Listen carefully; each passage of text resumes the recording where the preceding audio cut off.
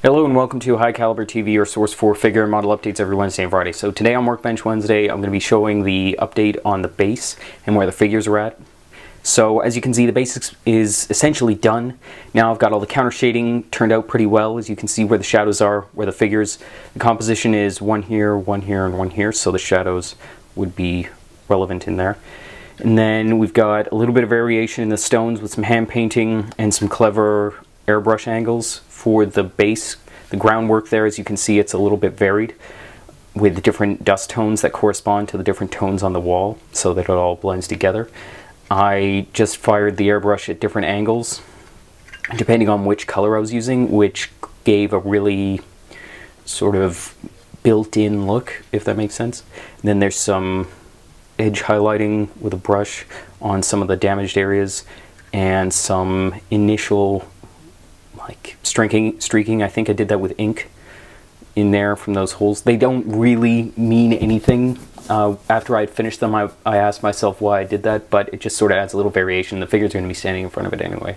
So rather than it just being a blank, dusty wall, now there's something on it. And then the graffiti's probably going to go here at an angle.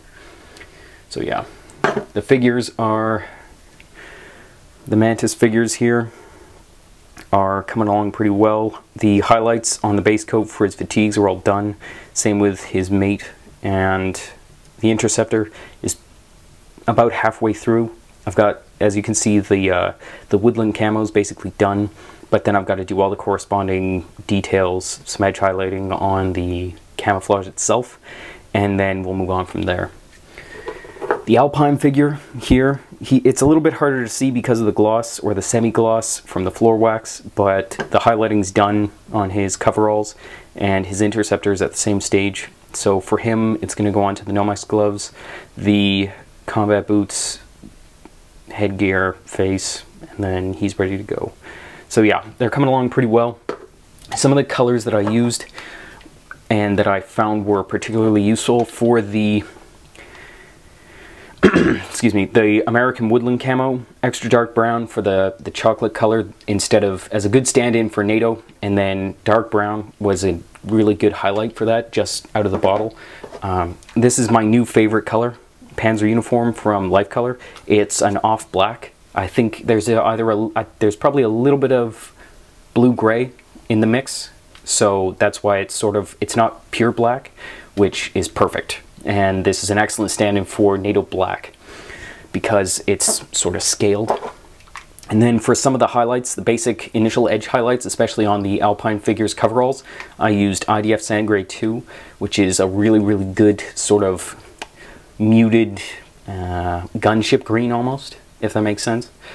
So I really, really dig this color too. All these Life Color ones that I'm picking out are just sort of off the top of my head. Some of the ones that I used for the base of the woodland camo was a mix of Caliban and Lauren Forest, and then you mix that until you get that sort of, it's a gunship green, but I wanted it to have a little bit more depth for the base, and so I could work that up. And I don't know if it showed on the camera footage, but there's some highlights on the Interceptors already using this mix, but favoring this for the highlights. So for the other, I'm not sure what you'd call it, it's like the khaki color in the NATO Woodland.